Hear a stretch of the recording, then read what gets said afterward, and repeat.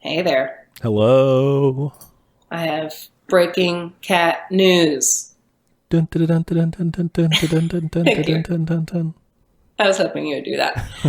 All right. I know our listeners have been waiting with bated breath to know who won the cutest cat contest between both of our households. Yeah. All right. Yeah, I feel like that's pretty much why they tuned in today. I'm sure it is. Okay, we had 5 cats on the ballot, starting in at 5th place. Your wife's not going to like this one. It was 7. Oh, 7. Sorry. Yeah, she's very cute, but she's also difficult.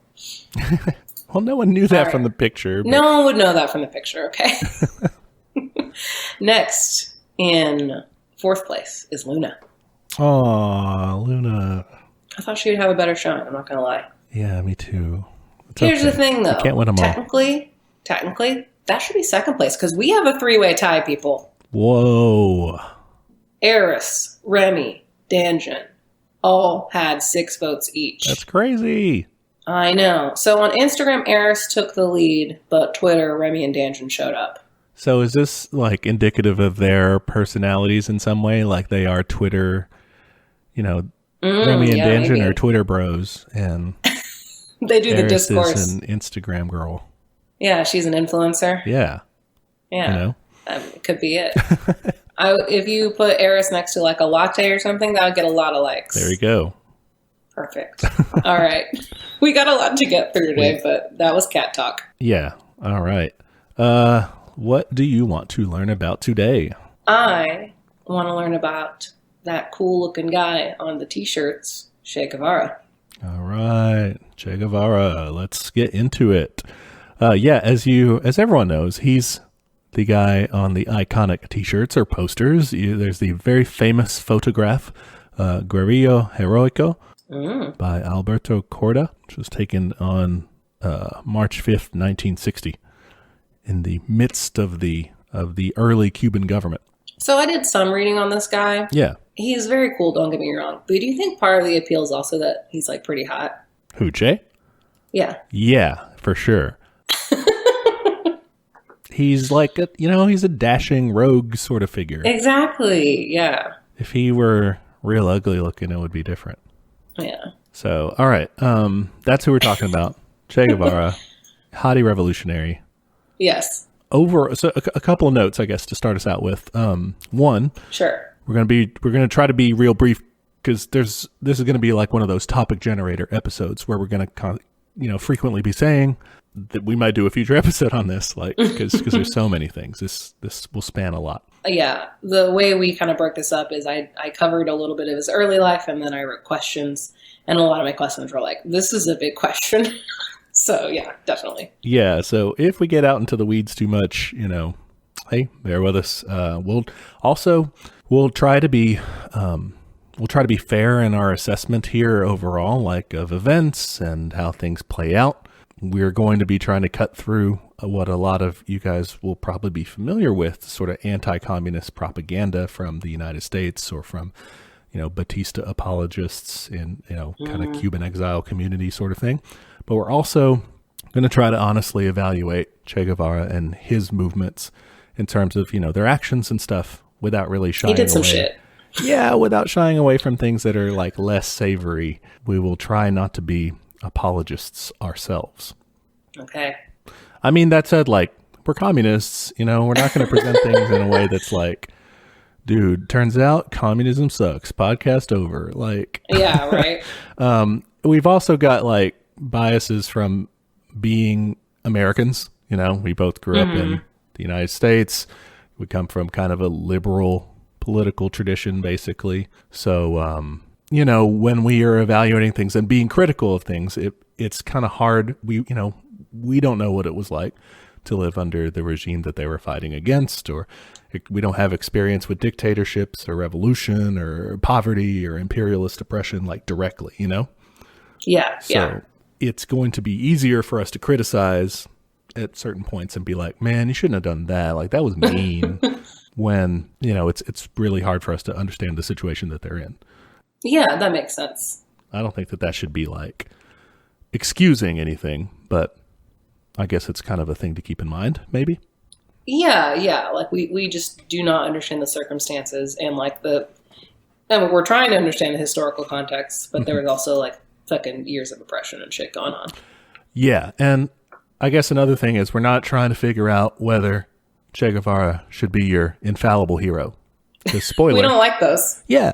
Spoiler, you should not have infallible heroes. No Have those. Just everyone fails sometimes. Big deal. You know, like they'll do some good, they'll do some bad. I can be your hero. Like the song.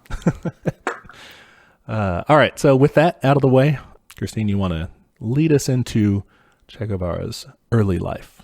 Yes. Okay. Che Guevara. Born 1928. Died 1967 at age 39. I picture this as the first slide of my PowerPoint. You're doing good so far. Classic history. Born and died. Wonderful. And then I'm going to do a star wipe. All right. Getting into his early life. He was born in Rosario, Argentina. He was the oldest of 5 children. He was born as Ernesto Guevara. He grew up in a fairly, I don't know if it was straight up leftist, but a pretty cool house. His dad would host veterans from the Spanish Civil War in their home. He was a staunch Republican. So he kind of grew up around those kind of ideas. Interesting. Yeah. So it's maybe an early influence in the right direction. You know? Yeah. And reminder, the Republicans were the good guys in this one. Let's see. He was also a big nerd. Oh. He was into all kinds of nerd shit. Chess, poetry, reading, including some Marx. He also took notes on everything he read and got very philosophical about it. And can you imagine? That's wild. That is, I think that would be maybe a function of his upbringing in kind of an upper middle class situation, right? Mm-hmm. I mean, they had a big library or something, wasn't it? That they had. Yeah, they had a ton of books there. So, he kind of had that early exposure, I guess, and the chance to do all that instead of working in a field or something. Yeah. Big nerd, loved school, basically loved every subject. This is a horrifying quote from a declassified CIA personality report from 1958. Yeah. And it said, quote, Che is fairly intellectual for a Latino. Oh, all right. Yeah. Man. Pretty good. Oof. And they were racists. They were straight racist. That's not as surprising as it should be. What else? He struggled with, he had asthma, right? That was another thing that's kind of growing up. Yeah, that's something that kind of comes up throughout his biography. It's kind of sad. He's trying to do all this heroic shit, and then he's like, "Oh shit, I got asthma. I gotta rest." Yeah, one of the films I watched to prepare for this was Che, the 2008 film with Benicio del Toro in it, and so they kind of, that's constantly there. Is he'll be doing all this guerrilla shit, and then just be wheezing and stuff. And oh god, yeah, that would suck. All right. The next kind of big thing that happens in his life is he goes to study medicine at the University of Buenos Aires. But he takes some breaks, man.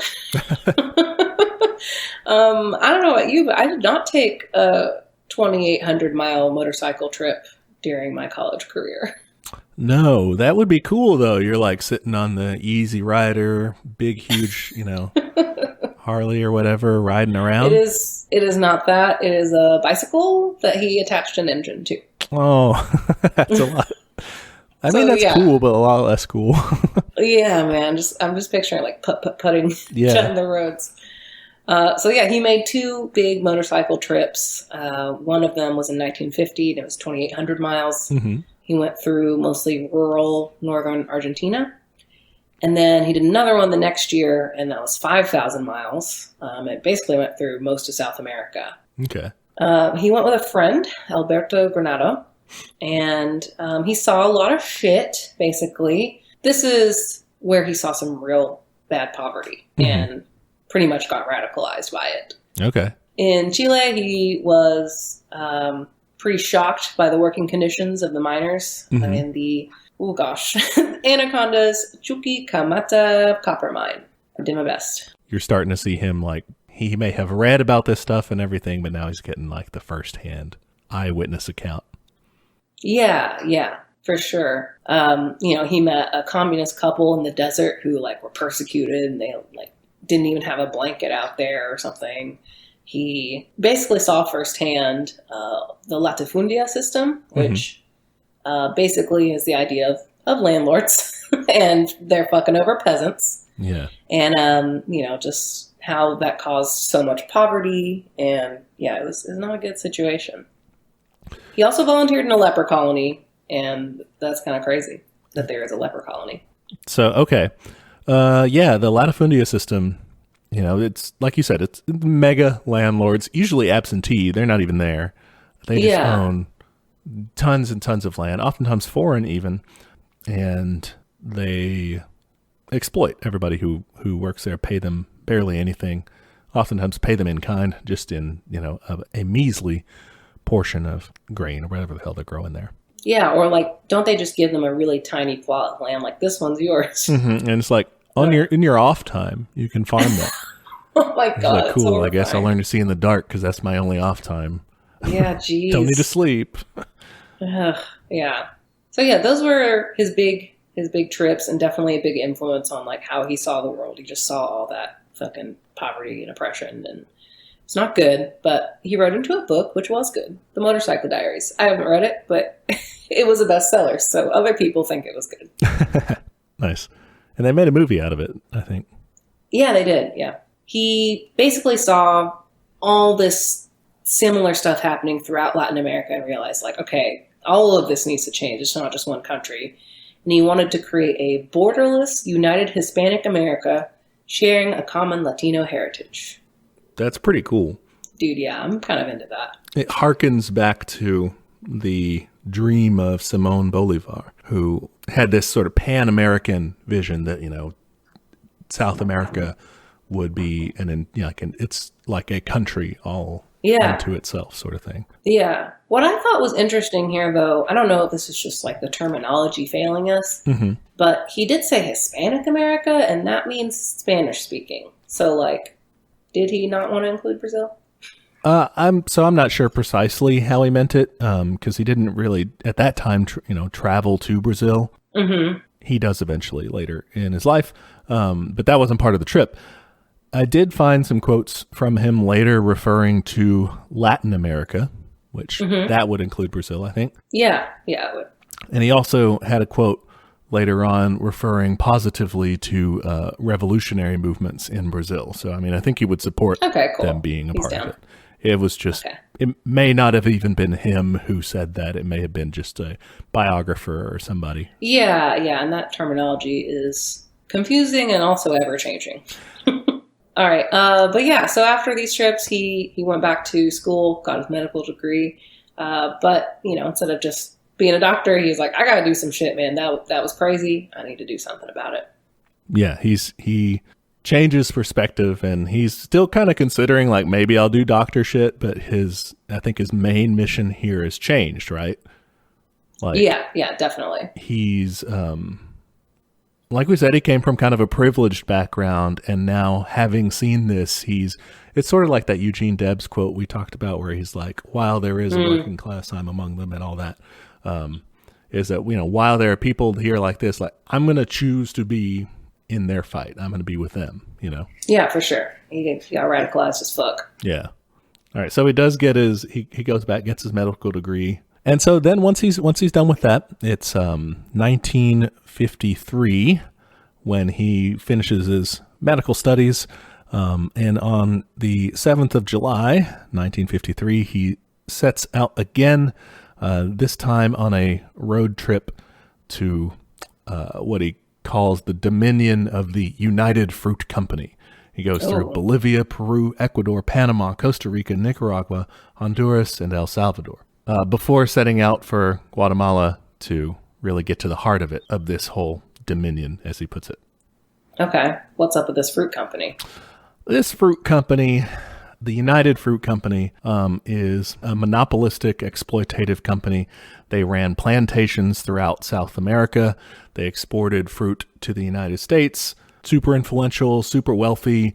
They're like the reason for the term Banana Republic. Okay, not just clothes. Right, yeah. Banana Republic referred to small Latin American countries that were overly dominated by the interest of foreign corporations.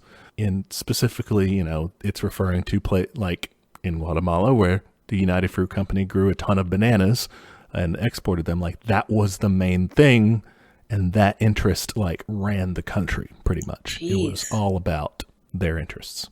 Feels extremely petty to have a clothing brand named after that.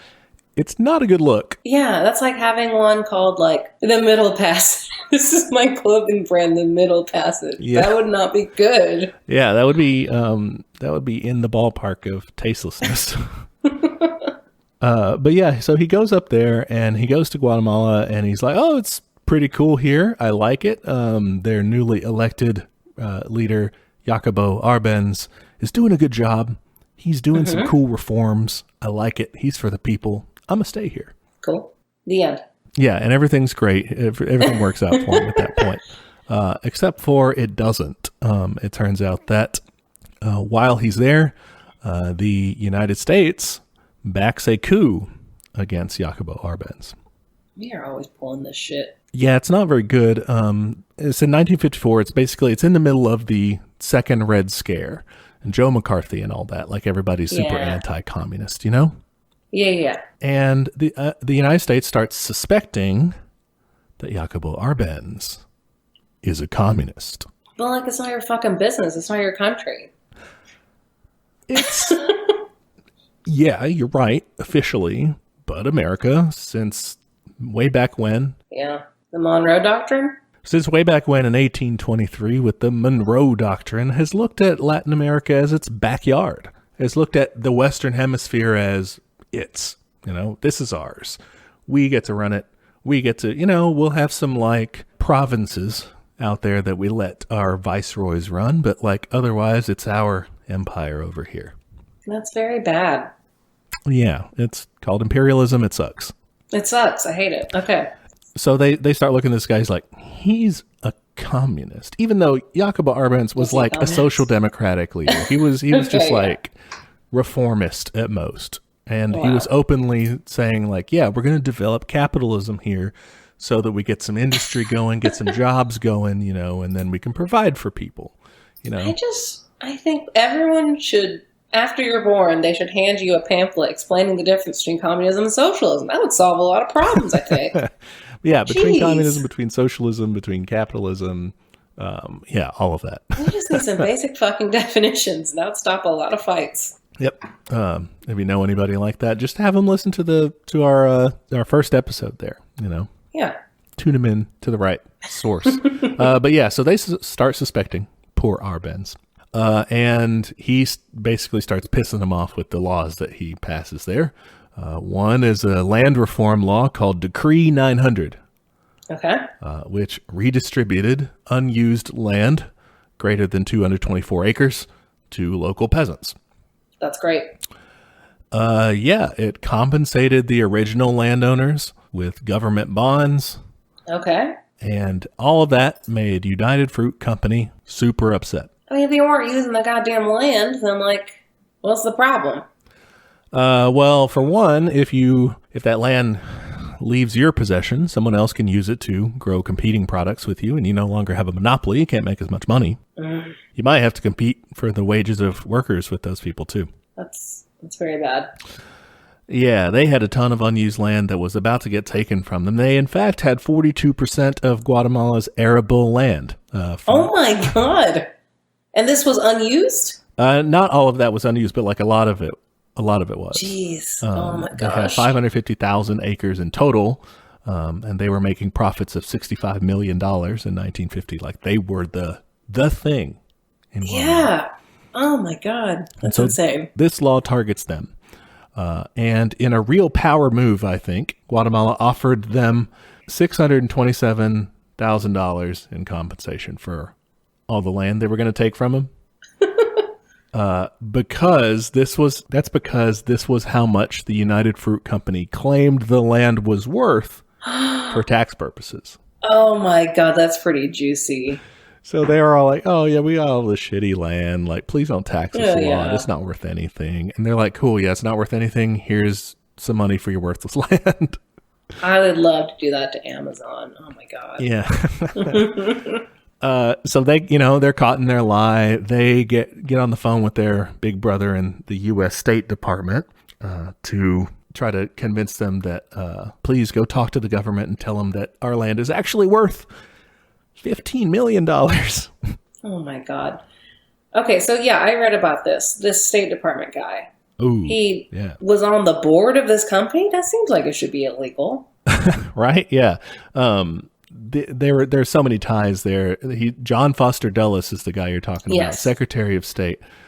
His law firm had United Fruit Company as a client. That seems bad. He was a major stockholder in the company. Also bad. And in general, this guy was like a piece of shit. He was a conservative Republican, staunch anti-communist. He supported the 1953 coup that overthrew Mohammad Mossadegh in Iran. And of course, this coup, he supports it as well. He's later going to go on and try to start Vietnam like 10 years earlier, saying that we should help the French keep it as a colony. Like, he's a jerk. Oh my God. His brother was CIA director Alan Dulles. Oh, good. That's a good combo. Yeah, he was on the board of United Fruit Company, and he was also an asshole. Head of the CIA, so like inherently evil. He oversaw those coups in Iran, in Guatemala. He also later on is in charge of the insane CIA mind control program, MK Ultra. Oh, no. And later on, we'll talk about the Bay of Pigs invasion, which he's in charge of too. So, oh my gosh. Yeah. Okay, so this president aside, you're supposed to divest if you're president, like of any businesses you're into, right? It's more of a modern thing. Earlier presidents really didn't do that because it wasn't such a investment heavy thing, I guess, or it just wasn't seen as like necessary. Mm-hmm. Which is insane. And everyone knew you were a rich guy. Didn't care that much. It's only really after Nixon, who was so corrupt, that everybody started caring like, hey, we got to make sure these guys are not so corrupt.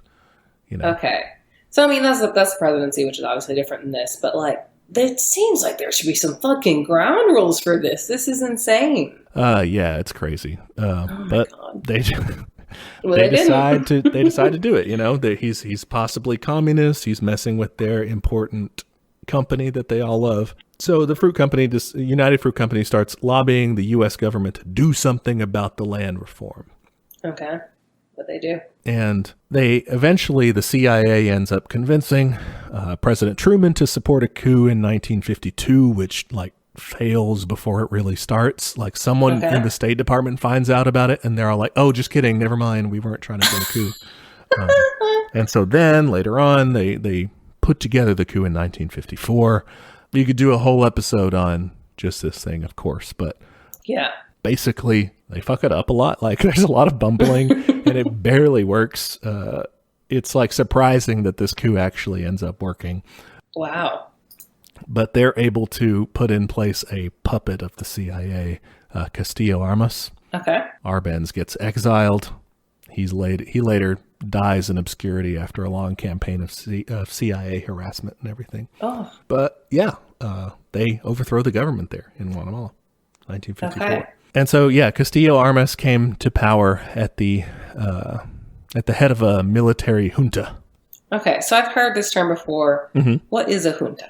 So a junta can be a military one or just like a political group, but it's like a small group that rules a country, usually after taking power by force. Okay. So it's kind of like, a dictatorship, but like 3 guys, 5 guys, whoever. Okay. The main thing, though, about the coup in Guatemala in 1954, in terms of its effects on Che, is that it convinces him that communism could only be brought about through an armed revolution. Okay. He tried to get involved with the movement there, but nobody was doing anything. everybody was kind of like waiting to see and all that. He argued for resisting this coup and fighting back, heading out to the countryside and fighting a resistance campaign. Yeah. And he argued so hard for this that the coup orchestrators put him on their kill lists. They were Jeez. like, assassinate this dude. He had to actually flee the country at the end of this coup because he was, marked for death.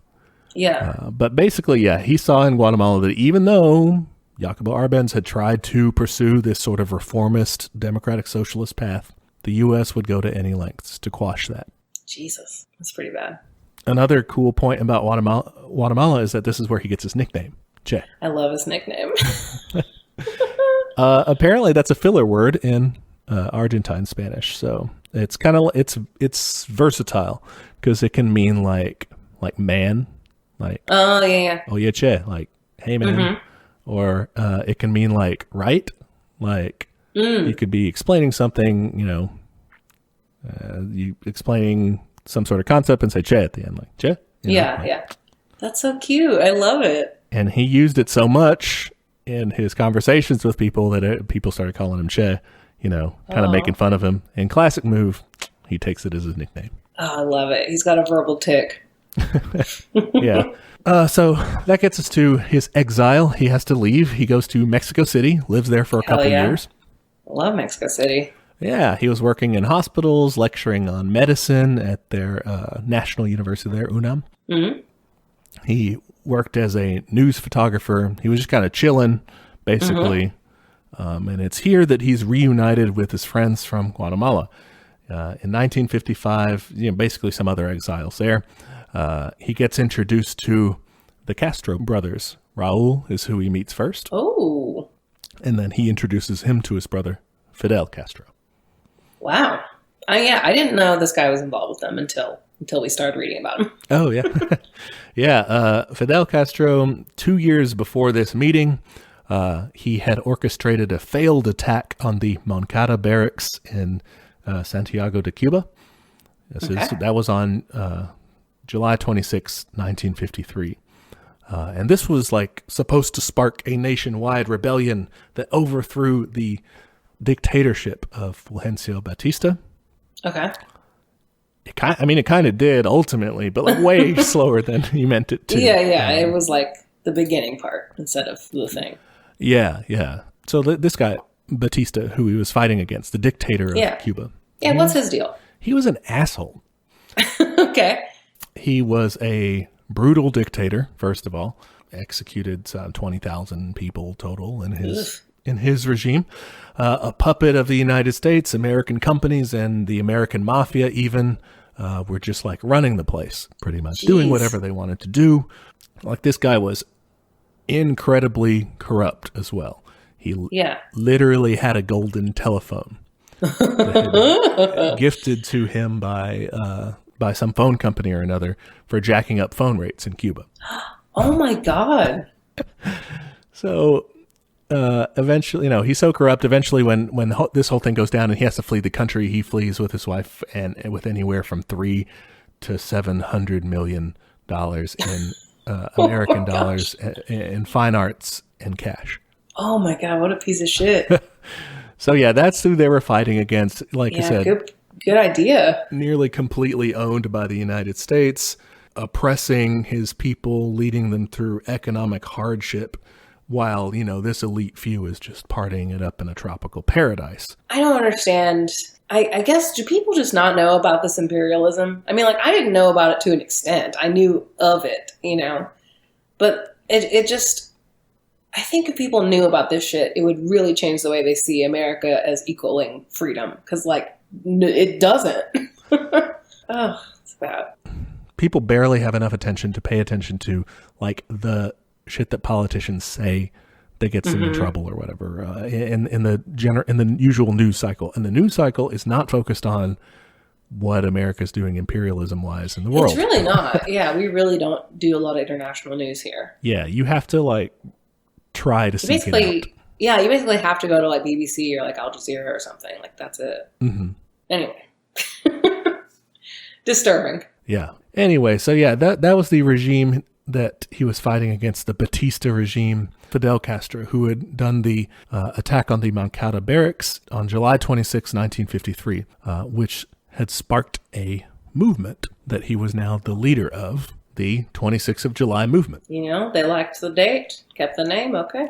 I don't know. I would have come up with a smoother name. Yeah, and that's kind of long in Spanish, too, you know? Yeah. It was originally just called the movement, but I mean, maybe there were other movements they wanted to distinguish from. But that sounds like it's like clicky, like you gotta know. You want to be in like, are you part of the movement? Yeah.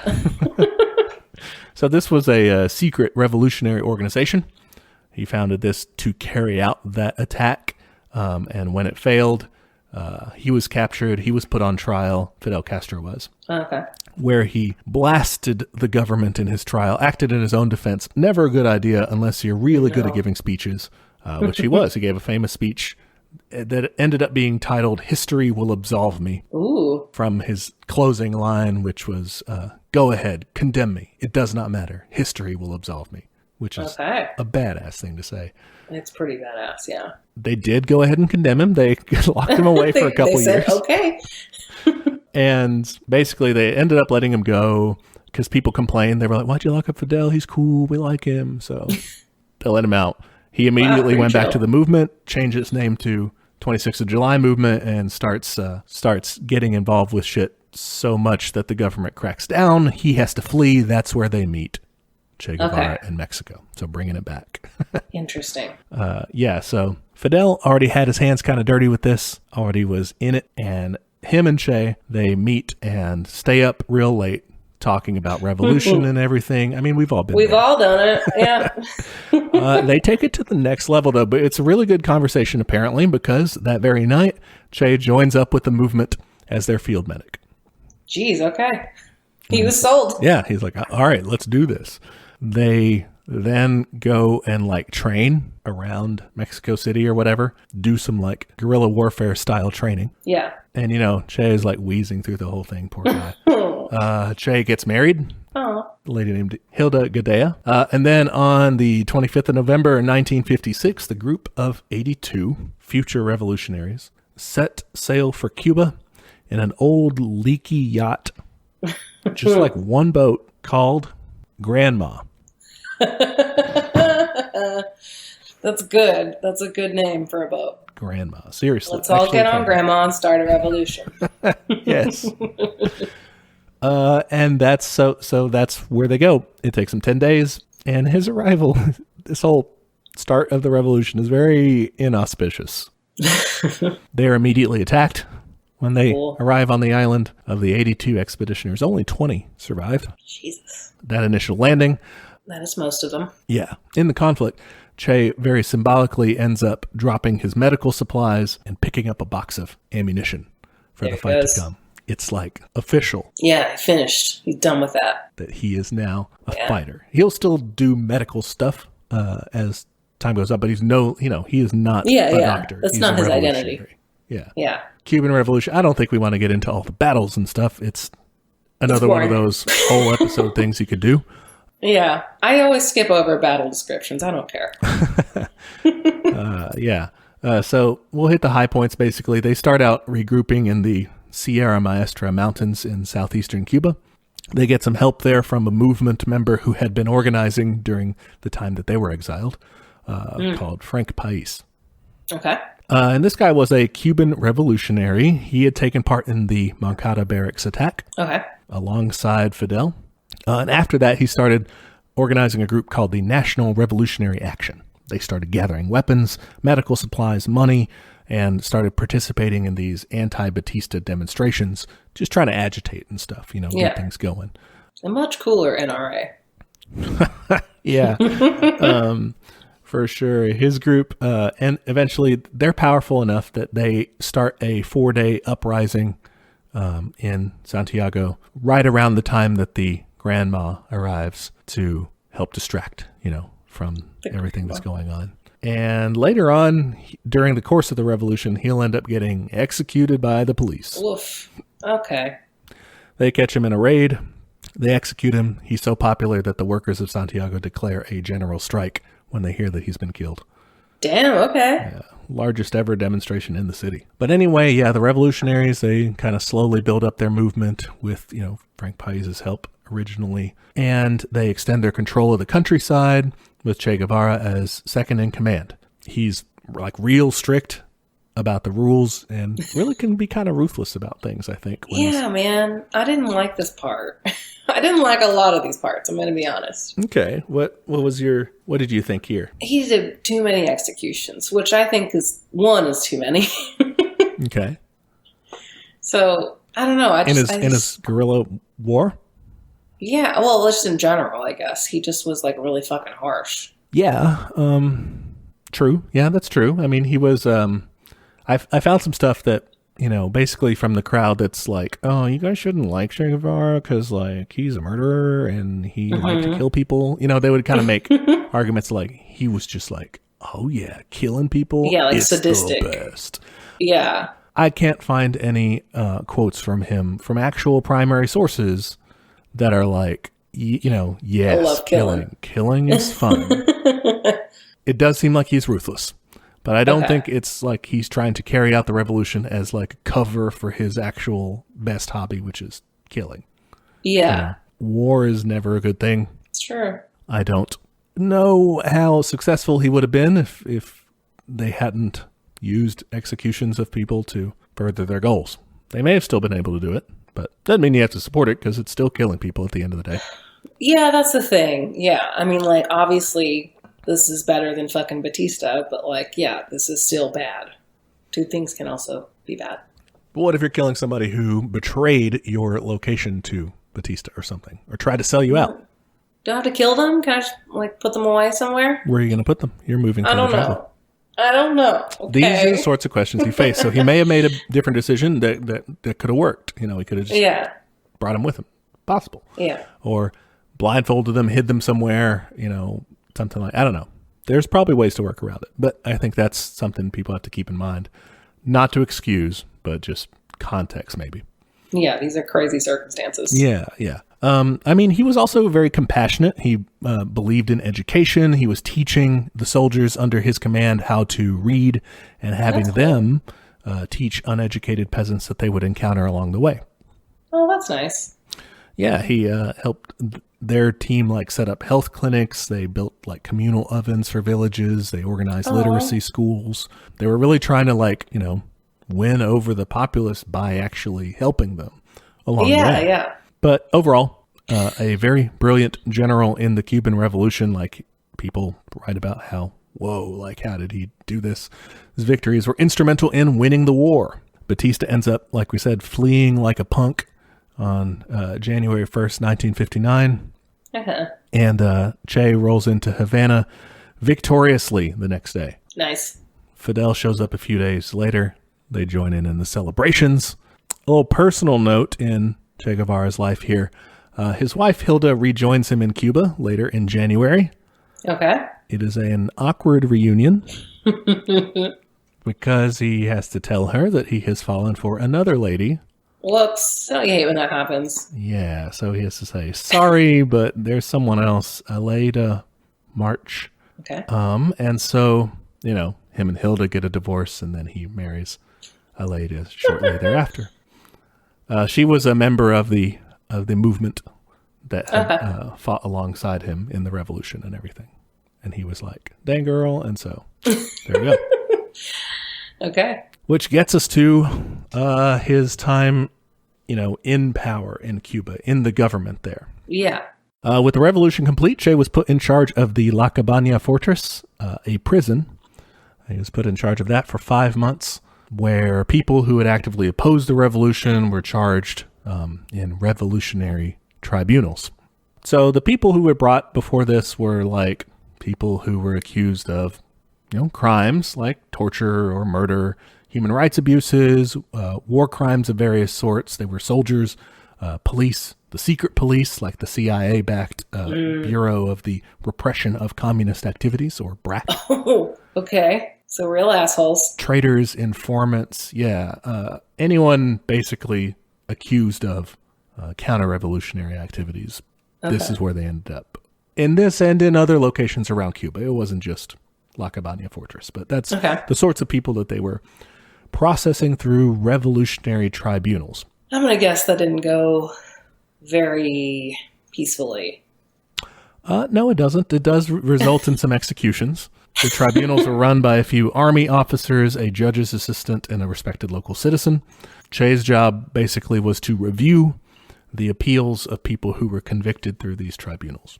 How'd that go? At the end of the day, people argue about the totals in terms of who gets executed here, but there are anywhere from 55 to 105 executions at the fortress when he's in charge. Okay, that's way less than I thought it would be. Yeah, no, he's nowhere in the ballpark of like when people say like, oh, Stalin killed, 300 million people. He's not. No one tries to inflate the number to that with Che. Okay, good. He's just not in the position to do that. So, yeah, that's where and people argue about, I guess, whether this was a particularly heinous occurrence or just kind of the usual gruesome aftermath of a civil war. Yeah. I kind of come down in that camp. It is gruesome and bad because it's a civil war. I don't think that it's really like out of the usual context of that. Yeah, I think that's interesting that people focus so much on that when it comes to like leftist figures, when they're kind of fine with it if it's someone else doing it. Yeah, no one complained when we hanged people after World War II in the Nuremberg trials. We hanged people after that, and they deserved it. I don't know. Maybe for sure. Not. They deserved it. On the other hand, I am against the death penalty, so it's like... Yeah, it's one of those things. Like, I'm not going to say I'm not against killing Nazis, but right, I'm like I am not sad that they died. Yeah, but I'm glad I didn't personally do it. Well, I don't know. I guess I still wouldn't support the death penalty for it, but once they're dead, it's like, well, I'm not going to shed a tear. I don't know. That's a side street. It's weird. Maybe. But John Lee Anderson, who's the author of what many people consider to be the definitive biography of our subject here, called Che Guevara, A Revolutionary Life. He kind of synthesizes the views of kind of the exile community, the anti-communist crowd, and more like pro-communist views, I guess, saying, I have yet to find a single credible source pointing to a case where Che executed an innocent. Those persons executed by Guevara or on his orders were condemned for the usual crimes punishable by death at times of war or in its aftermath, desertion, treason, or crimes such as rape, torture, or murder. I should add that my research spanned 5 years and included anti-Castro Cubans among the Cuban-American exile community in Miami and elsewhere. Okay. So you're run-of-the-mill executions. Yeah, that's what it comes down to is if you like executions, nothing to worry about. I mean, you're good here. If you don't, then you kind of have to just, say, well, was this is not a great part. Well, that's the thing is the people that point this out are usually pro-death penalty, so. Oh, yeah. No. Yeah. If you're going to meet very few conservatives who are telling you, Che Guevara, he was a mass murderer, who, on the other hand, would call, like, the governor of Texas a mass murderer or something. Which he is. I hate that guy. Yeah. All right. So he was there for 5 months, signing on death warrants. As one does. Yeah. Sometimes, you talk about shitty jobs, man. Yeah, I was going to say, we've all had a bad job, but that one takes the cake. Then he ends up writing a law called the Agrarian Reform Law. And this is May 17th, 1959. That law goes into effect. The Agrarian Reform Law limits the size of farms to around 3,000 acres and real estate holdings, I guess, to like non-farms to 1,000 acres. Okay. The rest of which, if you hold more than that, gets expropriated by the government, gets redistributed to peasants in small parcels or run as communes. Interesting. And it also forbade sugar plantations from being owned by foreigners. That's a good call, man. Yeah. I'm into that. It's pretty neat. I mean, it does lead to kind of chaos with production of stuff, basically. Okay. But I mean, it's genuine land reform. They are actually redistributing this to people, really pissing people off who owned that land already. Yeah. Geez. I mean, that sounds like it'd be a horrifying process to go through. Yeah. In June 1959, Fidel sends Guevara out on a 3-month tour to talk to a bunch of different countries. Okay. Basically trying to get him out of the country. Why? Because he doesn't want to be like associated with him, like the government. He doesn't want the government to be associated with Che because Che is a Marxist and openly about it. Okay, so is Fidel Castro not Marxist? Well, what was he do? I thought he was a big communist. So at this point, he was not openly a communist. Okay. Was he closeted? Or it's kind of disputed as to whether he was secretly a communist the whole time or if he like kind of grew in that direction. Okay. He didn't want to be seen as one for sure. Okay. He denied it all the time. He was like, no, I'm not a Marxist, not a socialist, I'm not a communist. All That's the way till crazy. 1961. He's like the most famous one now. Yeah, well, he eventually, Yeah. comes out, but He comes out. it's not till 1961. I think that he definitely had strong like sympathies to Marxism and was like basically a Marxist, like a revolutionary socialist. Obviously, kind of he was unorthodox in that, which we can't fault him for. We're not very good orthodox Marxists, really. He had a bunch of different influences, I guess. Okay. But weird. Yeah, he was a cafeteria leftist. I like that. I feel like that's what I am. Yeah. And so he's trying to kind of keep it a secret, and he'll eventually leak it, I guess. But because he doesn't want like the United States to kick his door in like they do to everyone else. Oh, that's a good point. He doesn't want to be the next Guatemalan coup. Yeah, we've all lied about being communist to avoid conflict. Yeah, there you go. Fidel too. So he sends Che away to do these travels, to talk to people, to be a diplomat and make connections, basically. Do some networking. Okay, not his business card. And so when he comes back, the agrarian reform was underway, and they pulled a similar move here. They start, instead of giving the landowners cash, the Cuban government tries to give them some low-interest bonds, kind of like how the Guatemalans had. Oh, how does that go? So the U.S. hated that. They were like, no, you can't do that. Why? Well, it made them mad because the U.S. corporations had been running the same scam in Cuba as they were running in Guatemala. The whole devalue your land thing. Oh. So Cuba, when they offered them the bonds and stuff, they're like, hey, yeah, we'll pay you exactly what, the value of the land is worth, which is way lower than what they wanted. Oh, shit. Okay, yeah. Plus, bonds depend on trusting that government long-term to pay you back, which they did not trust them. So yeah. And then, I guess the next question logically would be, why didn't they just treat them like they treated the Guatemalans? Why didn't they just try to do a coup immediately? They did not think they were up to it because, Guatemalans hadn't just overthrown a government by force, whereas the Cubans had. So yeah, good point. Good point. You wouldn't want to poke that bear. Yeah, they were going to, but not yet. They were not prepared yet. Okay. Next up, Che spends a little bit of time as a banker. Interesting. Yes, a very interesting career choice for, a budding communist. Yeah, not usually what you go for traditionally when you're done with communist school. Yeah, at this point, an internationally recognized, communist revolutionary. Spent a couple years as a banker. In November 1959, he's appointed president of the Central Bank of Cuba. Okay. He stays in that position till February 1961. So the story here is a little interesting because it's kind of an anecdote from Osvaldo Dorticos, who was the president of Cuba at the time. He was kind of like fading in terms of, he didn't really do anything. He was kind of ceremonial. Yeah. Fidel Castro had the power there, but he was technically president. And he says, there was a late night meeting of Cuban leaders toward the end of 1959.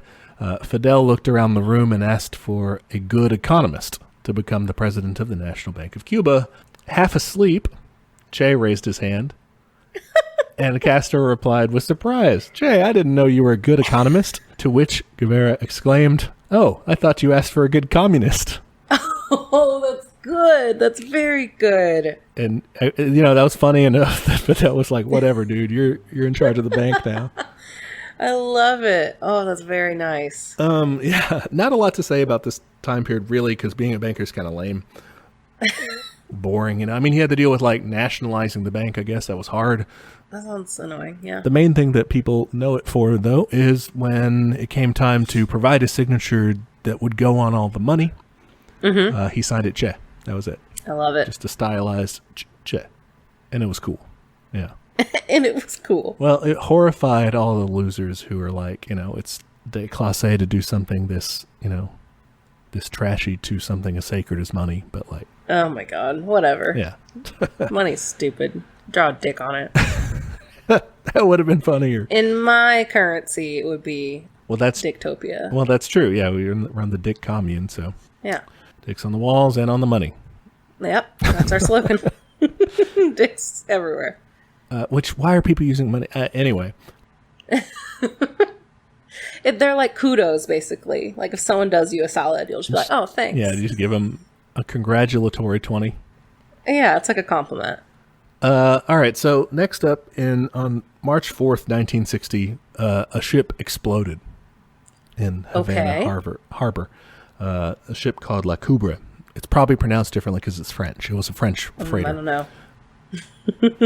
And it killed lots of people. 76 people killed in this blast. Jeez. Injured hundreds more. Che had to personally go out. He went out there, drove out there to give people first aid at the blast site. The Cuban government blamed the blast on the CIA. Did they do it?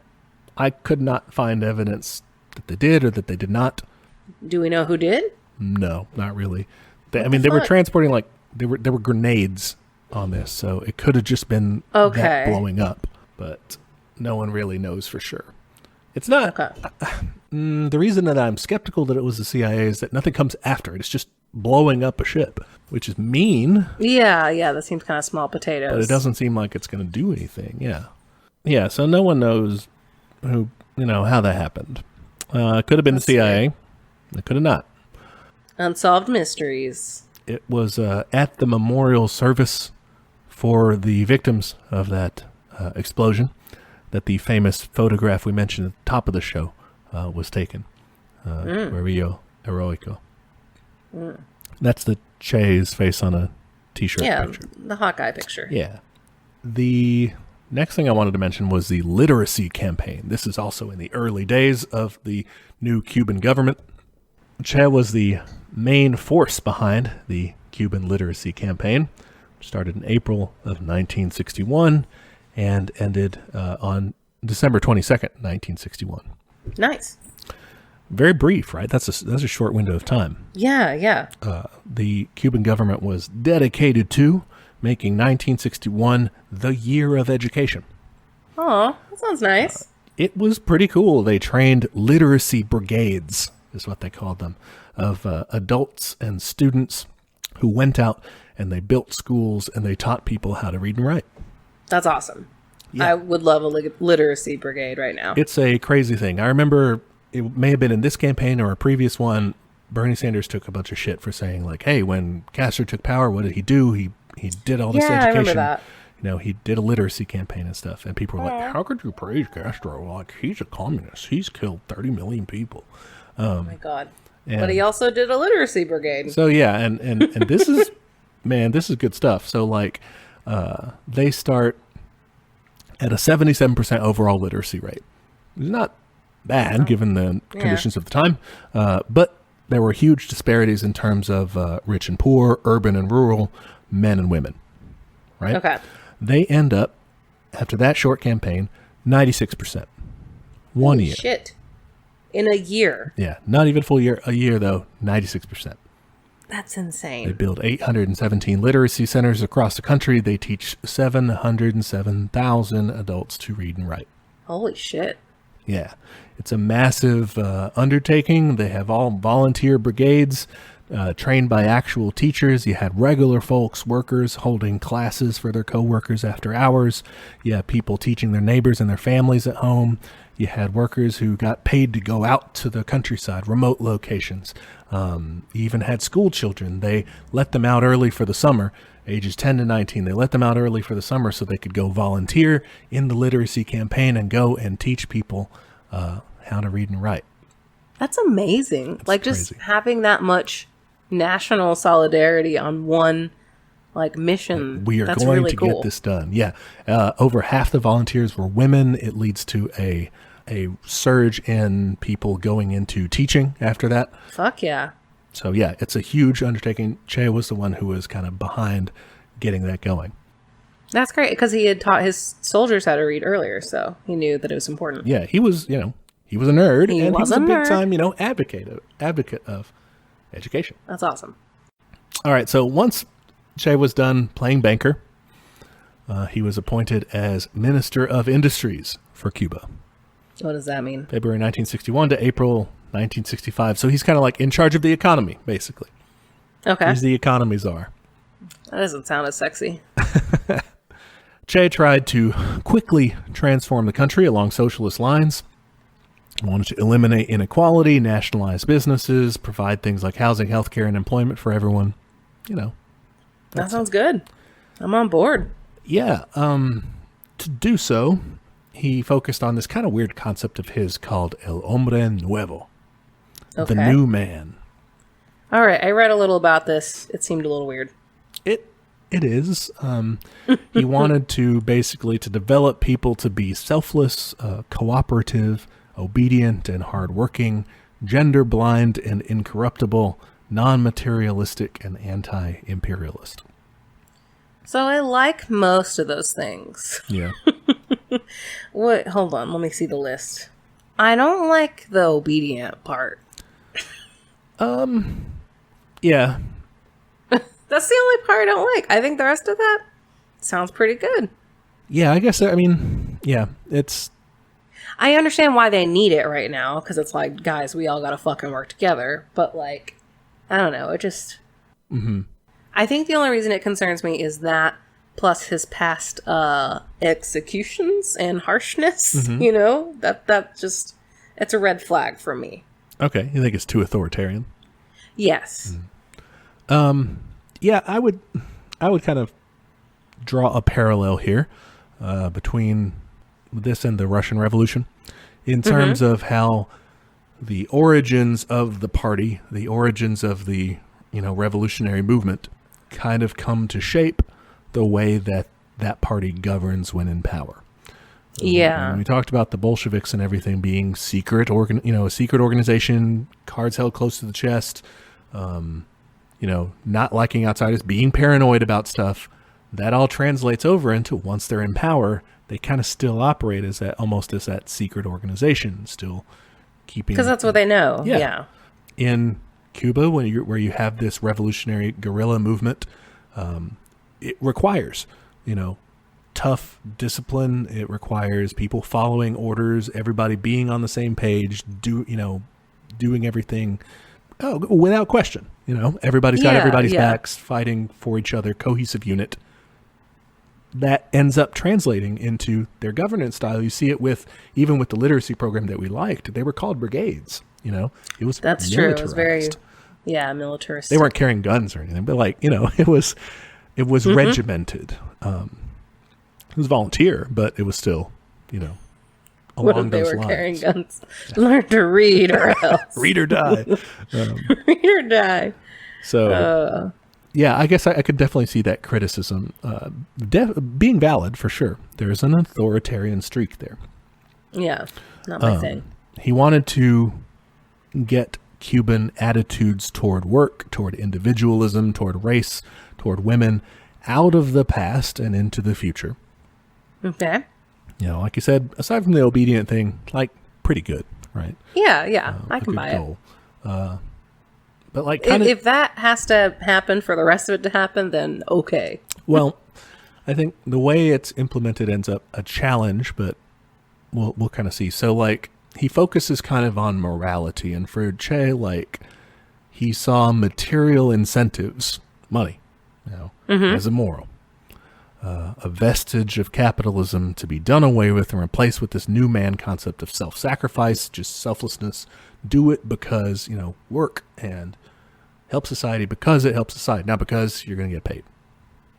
One of the things he does as a result of that is he abolishes pay increases for workers who exceed their quotas and replaces it with a congratulations certificate. That sucks. I don't like it. So, not a great idea. You can imagine that there are not that many workers who exceed their quota during that time. Yeah, no thanks. What's the fucking point? That's okay. So that's Che's argument, is that you shouldn't be thinking like that. You shouldn't be thinking, what's the point? I'm not going to get money. You should be in this for the revolution. You should be in this for your fellow man. You should be in this for helping everybody out. I understand that, but this doesn't seem very pro-worker. Workers should be pro-society, would be the counter argument. This is pro everyone. It is pro-worker. It is pro peasant. It's pro everybody in the country. I mean, I guess.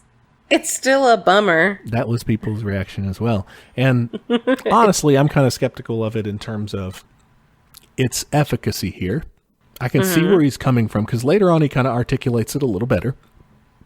He's criticizing the Soviet Union later in his life, and he's saying that they've forgotten Marx.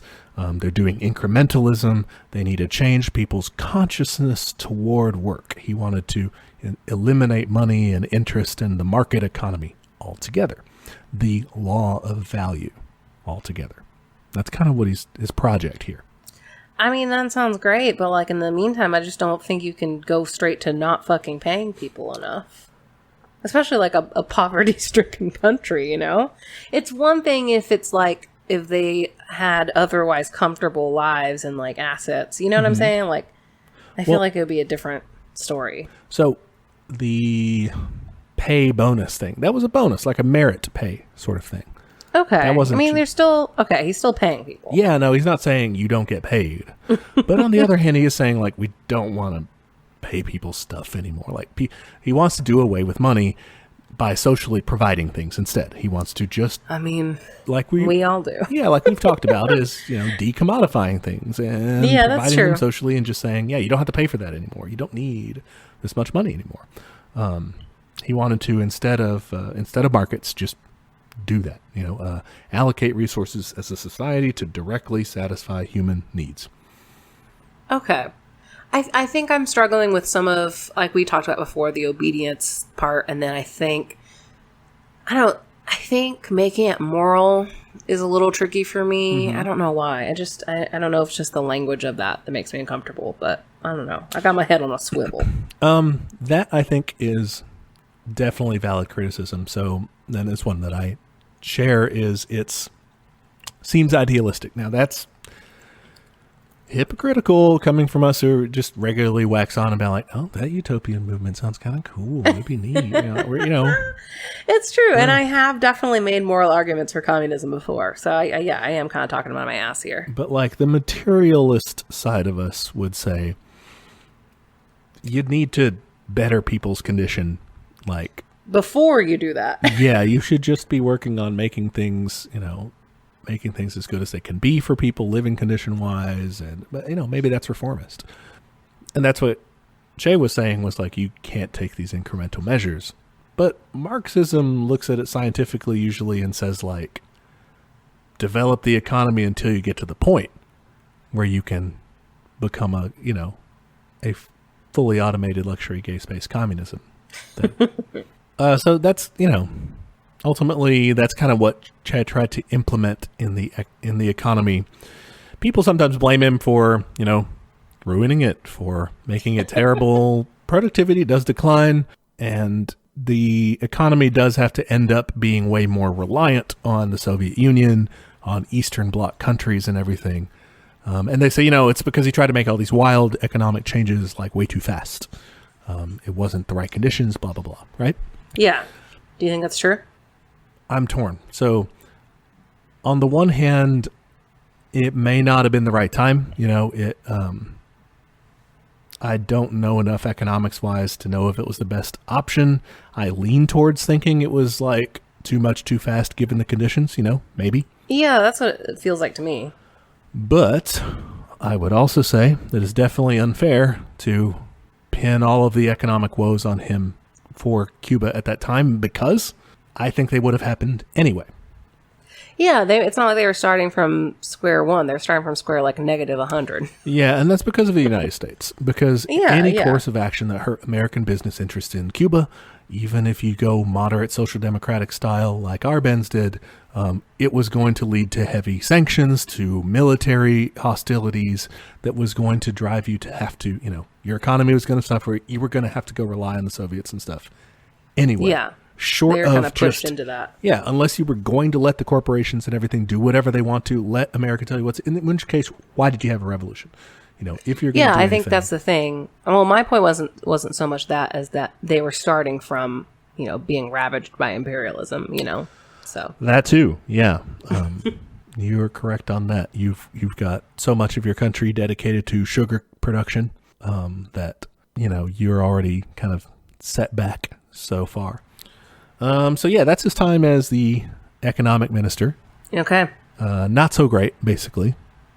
Yeah, it Things doesn't don't sound like go it went well. And then next up, you have the Bay of Pigs invasion. Okay. I've heard about this. I think I did a project on it in high school, and I've completely forgotten what it is. Were there pigs involved? There were no pigs involved. It's just referring to like the name of the bay there. Okay. The Bahia de Cochinos. Aw. Little nasty. I don't know why it's called that. So I don't know if It there never used looks to be like a pig. pigs. It looks like a pig. I don't know.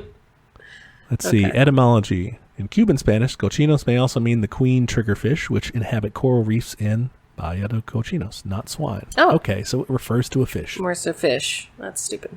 I liked it better when there were pigs there. Well, there are soon to be pigs there because the CIA is gonna be invading. Okay. Oh, well, I don't like that. All right. Tell me about the Bay of Pigs. Tell me a story, Grandpa. All right. So on April 17th, 1961, the United States did something really stupid. Okay. They sent 1,500 Cuban exiles that they had trained to try to invade Cuba and spark an uprising against the government. Jeez. Okay. Basically do a reverse Castro, Yeah. Out Castro. Okay. This was called the Bay of Pigs invasion. The problem was that Cuba was ready for them. Well, okay. And they fought back. People supported Castro. They were not interested in these losers coming back and overthrowing Castro because they liked what he was doing. They liked the land reform. They liked the literacy campaign, the education reforms, all that. Makes sense. It was good. It was like tough, but it was what they wanted to try to do. It. Yeah.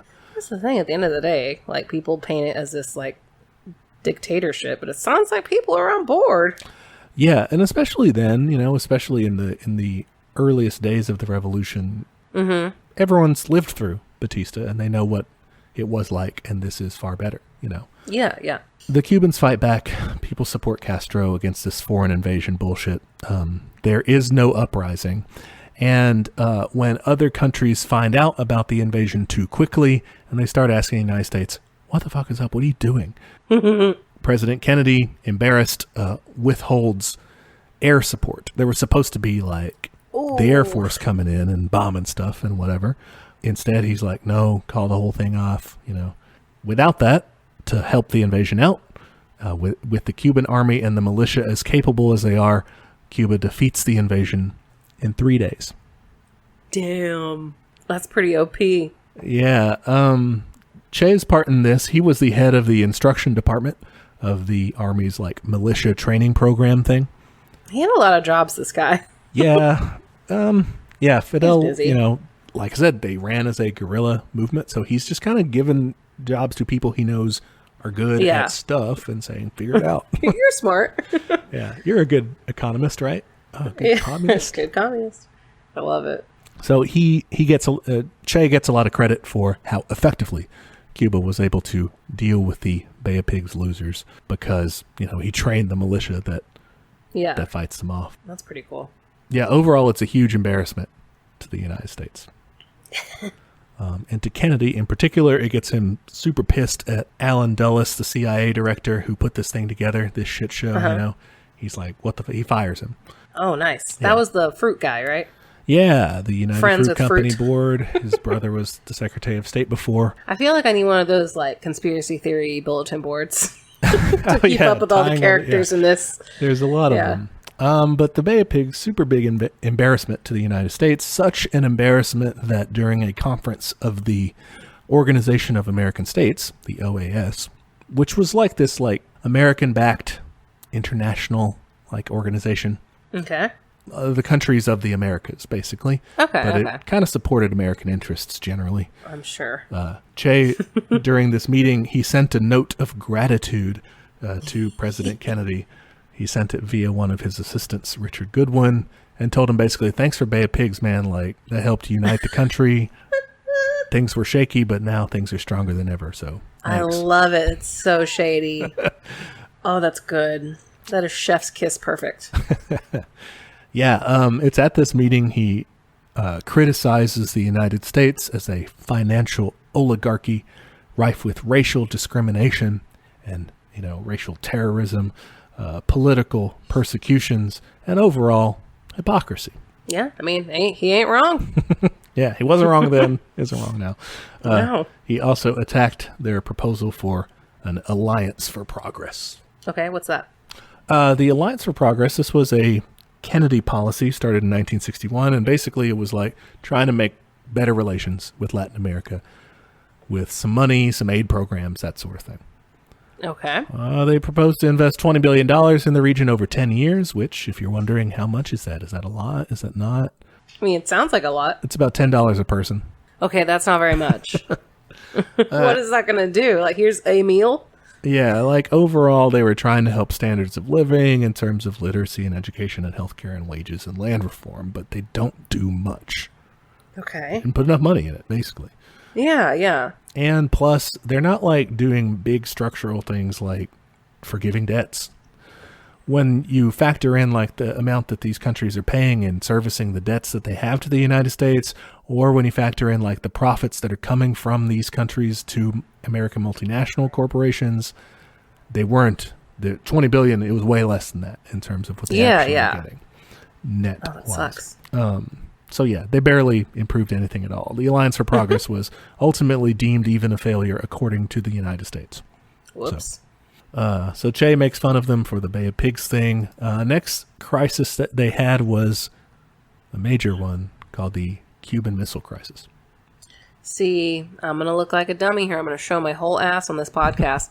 I thought that was the same thing as the Bay of Pigs. So no, it was not. It was far more significant. Okay. It happens from October 16th to the 28th. Okay. 1962. It's like a week and a bit. Yeah, and the world was on the brink of global nuclear war that would have wiped out at least a third of the Earth's population. Woof. Okay, yeah, that is a big deal. Yeah. There were several ways throughout the whole thing. There were several ways that it could have gone completely off the rails in a way that would have led to a nuclear holocaust. Shit. So, luckily, it did not. We can do a whole episode on the Cuban Missile Crisis. There's just a lot there. Yeah, we should. Yeah. It's okay. crazy. That happens. Yeah, that happens. The summary basically is that Che had made friends with the Soviet Union, and so he convinces Fidel to meet with them, and Khrushchev, the Soviet premier Nikita Khrushchev, to meet with Fidel. They meet July 1962, and the Soviet Union says, we're going to put some missiles in Cuba. It's going to be great. And Cuba was like, that's going to be great. We're going to have defenses against the hated Norte Americanos in 90 miles away, and we'll have protection. Wow. So they agree. They start deploying nuclear missiles in Cuba. The Americans find out. They fly spy planes overhead. They take pictures. They're like, turns out these guys have nuclear weapons right next door. Oh my God. They get mad. Both sides start screaming at each other, threatening, or sometimes negotiating. They alternate. They eventually agree. Kennedy and Khrushchev agree that a nuclear war would be completely insane. I mean, yeah. They agreed that the Soviets would dismantle their missiles and bring them back to the USSR. And in exchange, the U.S. would publicly agree never to invade Cuba. Oh. And the U.S. would also secretly agree to remove missiles in Turkey and Italy. Oh. So that way they wouldn't be so right on the Soviet Union's doorstep. With missiles. That seems kind of shitty that they're mad about them being right there when it's like, oh, you have shit right here. That's what they told them. Yeah. So that's why they were able to Good get point. that, basically. During all of this, Cuba was caught in the middle. Yeah. And Castro and Che, the whole time, they're very aggressive about the whole thing. Yeah, I was reading about this. These guys need to calm down. Yeah, so some of it's exaggerated. Like, some of you can't find a primary source to a quote from Che talking about it would be worth millions of atomic war victims or something. That's not, I can't find that. Okay. So that may be secondhand or what. Okay. But he was, and Fidel was too, they wanted to be aggressive about the whole thing. Castro wrote a telegram to Khrushchev during the crisis. He called for a preemptive nuclear strike on the U.S., Woof. saying that the Cubans were willing to martyr themselves for world socialism, basically. Wow. He just said, do it. They'll nuke us all to death. We'll all die, but we'll advance the cause, and we'll destroy the imperialist masters once and for all. I can't even. Oh, my God. That's what he said.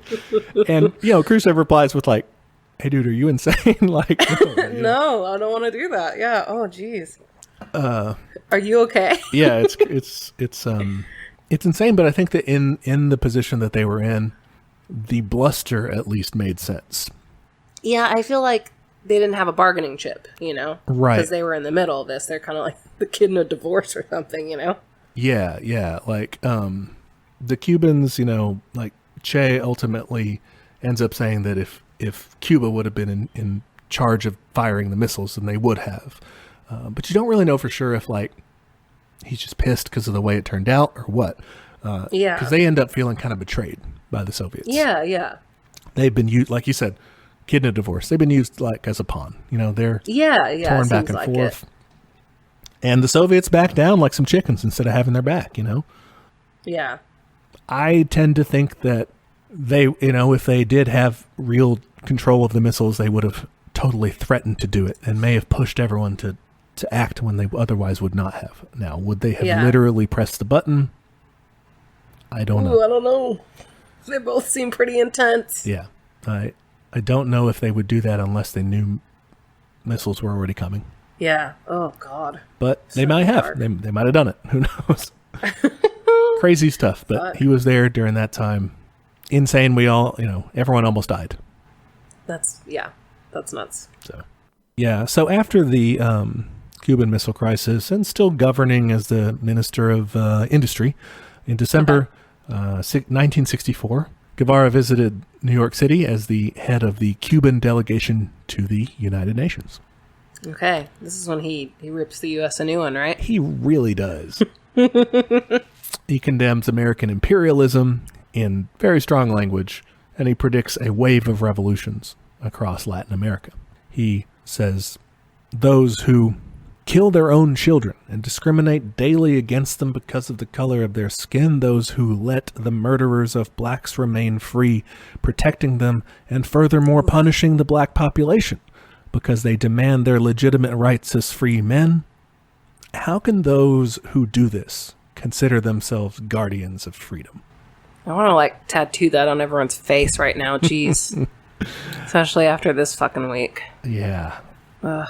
He meets with lots of important people there in New York, including Malcolm X, another candidate for a future episode for sure. For sure. He takes a 3-month world tour through China, North Korea, Algeria, Ghana, the Congo, and Ireland.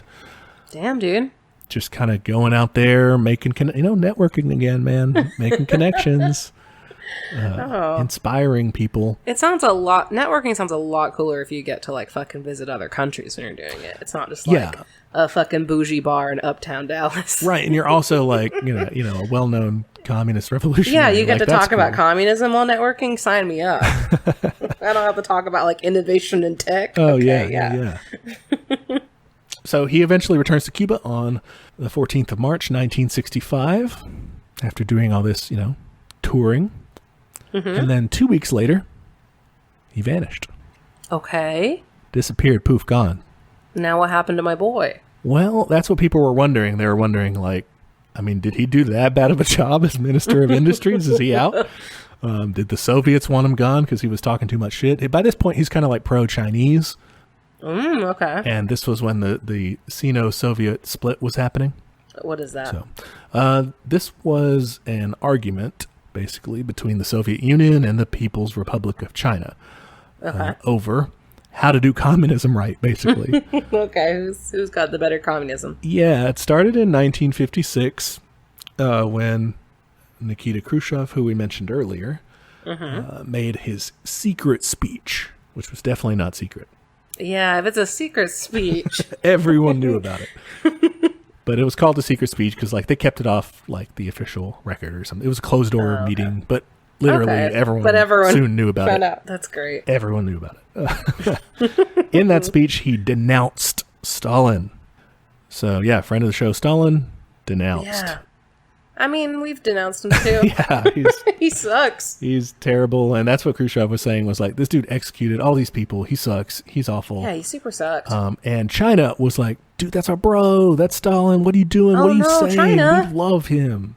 China, no, you can't. And so they started beefing. They were at each other's throats at that point. China thought that was just terrible that they did that. They started calling the Soviets revisionists. And so the two sides started competing for leadership of the global communist movement. Interesting. They got into a stand war, basically. Yeah. Yeah, pretty much.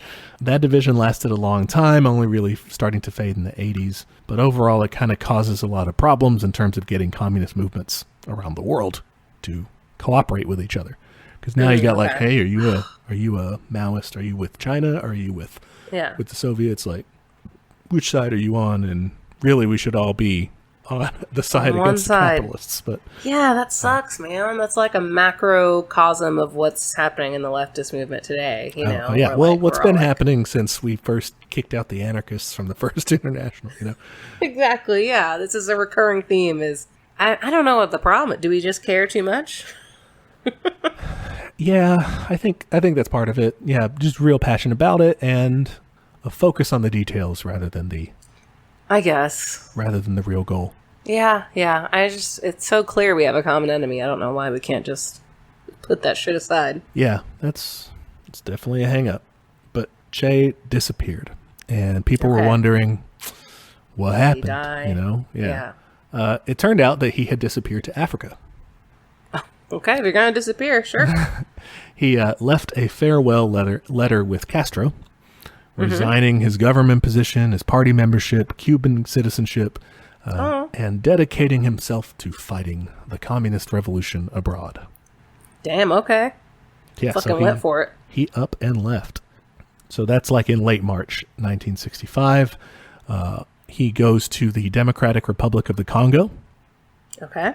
And that country was in the throes of a civil war called the Congo Crisis. All right. What's up with that? Well, it's real complicated. Yeah. It involves like two separate rebellions going on at the same time. But the U.S. and Belgium, who formerly, like, they were the former colonial masters of Congo. Okay, yeah. I was like, what are they doing there?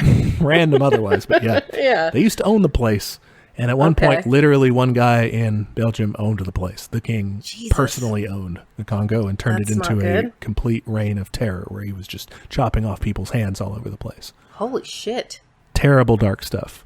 Anyway, the U.S. and Belgium back in the day had backed a coup against Congo's previous beloved leader, Patrice Lumumba. Okay. Who's another future episode candidate. Sure. And in the coup, he gets assassinated. And so former supporters of Lumumba launched these rebellions in 1963, the Simba Rebellion and the Kwilu Rebellion. Now that's a good name for a rebellion, is the Simba Rebellion. Yeah, I would join the Simba Rebellion. Absolutely. Yeah, it turns out I wouldn't do no, the Simba Rebellion does not end well, so I'm glad I wasn't able to do that. Che goes up and joins with the Simba rebels. They're officially called the Popular Liberation Army, but everyone agreed Simba was a cooler name. Yeah. That's in April 1965. So Simba means big lion in Swahili. Okay, wow. So Simba's name is just lion? That's not that impressive now. The army was made up mostly of mutineers from the official army of the country, of the Congo. Tribesmen, young volunteers. It was pretty disorganized. Like, it was just thrown together, basically. And it met with some early success. It was all right early on. And they got some help from the Soviet Union. They got some equipment and stuff to help them out in their struggle for freedom. Mm-hmm. But by 1965, when Che arrives, the CIA and Belgium were helping the government crush the rebellion. They were bringing in foreign mercenaries and everything to really do them in. What was the CIA's excuse this time? Fighting communism. They're not in Latin America anymore. And did we have businesses there? No, not really. I mean, you had some like extractive industries and stuff, but it wasn't as much there. It was mainly this was now in the time of domino theory, where they think that if any country falls to communism anywhere in the world, first of all, stupid phrase, falls to communism, but still, from their point of view, if any country goes communist anywhere in the world, then nearby countries might start going to communism too. I don't know why. I don't know why they think that if communism is so bad, but why would it suddenly start catching on? But oh my God. So they had to stop any potential Soviet allied thing like the Simba movement here getting weapons from the Soviet Union, or the Quilu rebellion, which was getting weapons from China. Oh shit! Wait, where's the Quilu one? So the Quilu one is in the Congo as well, just in a different region. They're two different rebellions. Yeah, that's right. At the same. So again, I need that corkboard. Yeah. So basically, they were trying to fight against communism spreading in the Congo. So the CIA was like, "Hey, we'll help you do whatever you need to do." So they sent in foreign mercenaries to help, and basically helped crush this rebellion. It was almost dead by the time that Che Guevara arrives. Yeah. He shows up with 100 Afro-Cuban volunteers, and he tries to transform the remnants of this rebel group into an effective guerrilla warfare cadre, but it fails. Yeah, I will say I love that he brought Afro-Cubans. I feel like Afro-Latinx people get left out of history a lot, and so that was really cool. Like I know there have definitely been examples of like revolutions in the past that have been like kind of exclusionary in that way. Mm-hmm. So that's awesome. Oh yeah. One of the big things in earlier, just to hop back a little bit earlier, was education reform, kind of hand in hand with the literacy program. Che wasn't really directing this or anything. It was just a Cuban policy, but it was ending like segregation, which had been a big thing of the Batista regime, and really just any time before. But they were ending segregation in the newly nationalized schools and universities and everything. Very nice. Yeah. So yeah, Che gets there. Yeah, it doesn't go well. Fails to get this rebellion going again. It's just incompetence. It's just not working together, infighting. Everything goes wrong. He ends up leaving. Wasn't like his radio broken too? Well, actually, in this case, in the Congo, I think his radio was not so much broken as being listened into by the CIA. Oh, okay, never mind. So they knew everything that he was doing. And that's part of the reason that he's not able to succeed here, is that everything's being given away. Oh, that sucks. They had a listening ship out nearby on the coast. Real quick, listeners. So we often use Wikipedia as an outline for what we're going to cover, so I will have it open. And there's, Wikipedia links out to topics, and one of them is Export the Revolution. And can I tell you how scared I am to click on that for how much I'm going to be watched by the government? You are a co-host of an openly communist podcast. Yeah, it's too late for me anyway. I guess I should just go ahead. My search histories, they think we're trying to start a guerrilla movement here now because of what we're reading here about all this. So yeah, he fails at getting the rebellion going again. They have to leave November 20th, 1965. Him and the Cuban survivors of that end up leaving. He was going to send them back to Cuba for medical treatment while he fought on with the revolution and kept going, fighting to the death. But he gets convinced. His comrades and 2 Cuban emissaries personally sent by Fidel Castro go to plead with him to leave. Yeah. He has to get dragged out of there. Yeah, they destroy all their shit so that the government doesn't get it. And damn. they leave. And the rebellion, of course, is crushed shortly thereafter. He spends 6 months living clandestinely at the Cuban embassy in Tanzania and a Cuban safe house in Prague. Basically, he's like too embarrassed about his defeat to go back, is what it feels like. Like he's like real low at this point, you know? Poor guy. He's like writing drafts of books that he wants to write, his memoirs on the Congo experience, all this stuff. He's licking his wounds. Yeah, definitely. It gets that feel that like he's figuring out where to go next, you know, what to do, how to bounce back. Yeah. Act 3. Which he tries to do in Bolivia. He finally gets over his defeat. He decides, I'm going to foment a communist revolution throughout Latin America. That's what brought me into this thing. This guy just will not stop. And that's what I'm going to do. Yeah. He is single-minded. He's all about it. So he says, I'm going to start in Bolivia, and I'm going to make a communist revolution happen all across Latin America. We're going to finally realize that Pan-American dream, communism across the continent.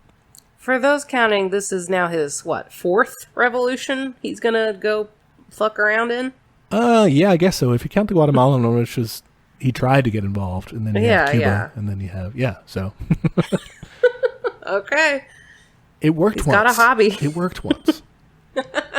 He's trying to get that score up, I guess. Yeah. The ratio. So, on July 21st, 1966, he returns to Cuba. He visits Fidel, and he gets to see his wife and kids for what would end up being the last time.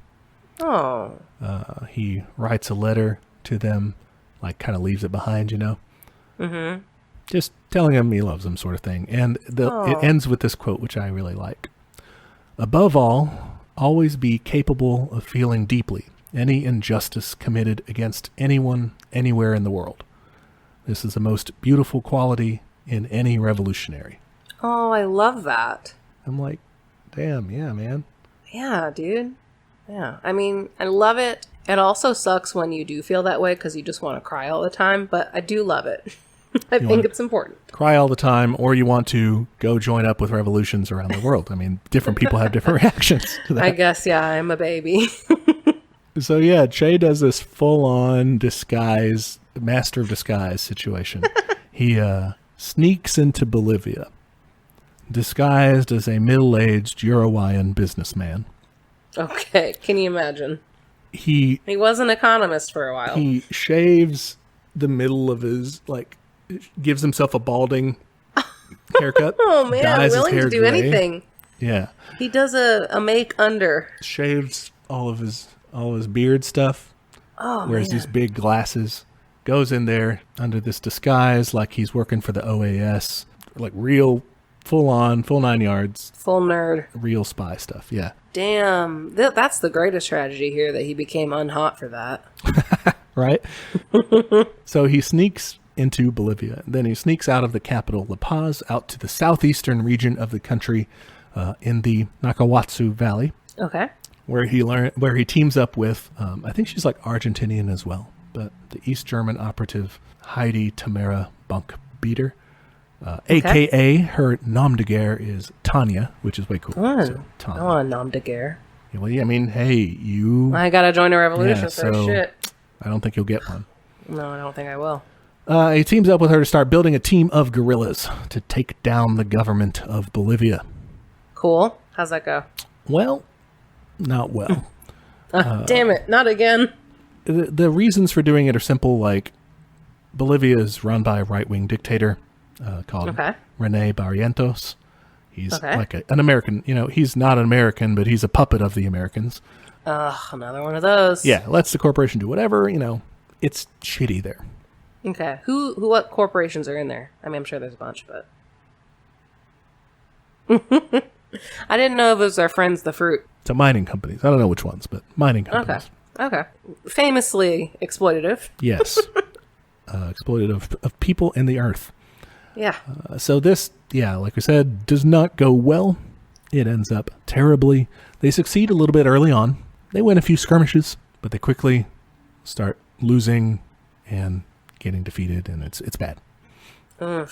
They get rolled back and eventually trapped. Reasons for this include not getting too much support from the local population.